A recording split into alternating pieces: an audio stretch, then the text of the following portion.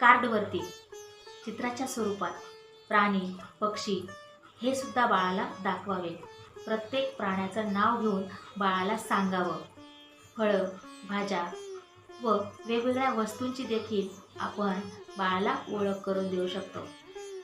तसेच बाळाशी वारंवार संवाद साधावा. जसे आपण प्रेग्नन्सीमध्ये गर्भसंवाद करायचो, त्यावेळेला बाळ ते ऐकत होते. अगदी त्याचप्रमाणे 1 ते 2 महिन्यात देखील बाळ सर्व काही ऐकत असते. वेगवेगळ्या भाषा याच महिन्यात बाळ शिकते. आपण म्हणतो असं कसं, पण त्याचा मेंदू या सर्व गोष्टी ग्रहण करत असतो, साठवून ठेवत असतो आणि मग मोठे झाल्यानंतर जेव्हा शिकण्याची वेळ येते तेव्हा ते सहज बाळाला सोपे जाते. म्हणून ह्या ॲक्टिव्हिटी नक्की पालकांनी करायला हव्या. आपण बाळाला खांद्यावर, कडेवर सारखं न घेता स्वच्छ जागेवरती बाळाला खाली टाकलं पाहिजे, पालथं झोपवलं पाहिजे. बाळ जेव्हा पुढे सरकण्यासाठी डोके वर उचलते तेव्हा बाळाला प्रतिसाद द्या. बाळाचं भरभरून कौतुक करा. त्यामुळे काय होतं, बाळ जास्तीत जास्त हातपाय हलवतं, एक पाय वर उचलतं, पुढचा एक हात वर उचलतं. अशा प्रकारे ते सुद्धा आपल्याला प्रतिसाद देते. जेव्हा आपण बाळाच्या पुढच्या बाजूस एखादी वस्तू ठेवू त्यावेळेला बाळ ती वस्तू घेण्यासाठी जास्तीत जास्त सरकण्याचा प्रयत्न करतं.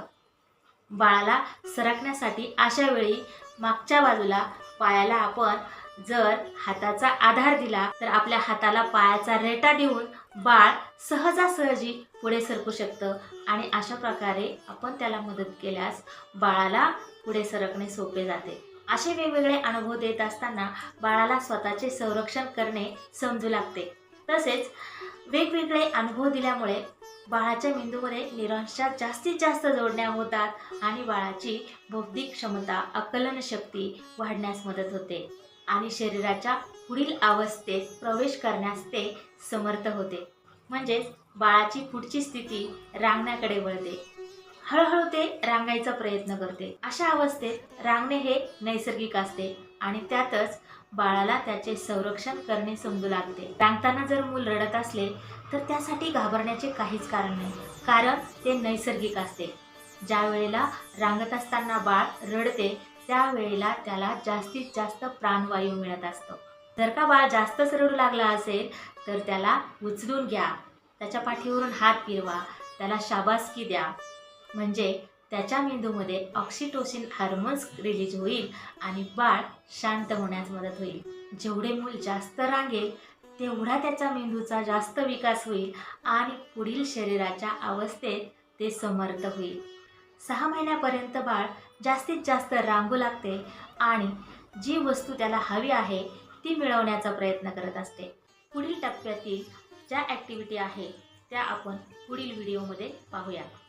तोपर्यंत स्वस्थ रहा, मस्त रहा, आनंदी रहा आणि ॲक्शन घेत रहा. Thank you so much. Take care and bye bye.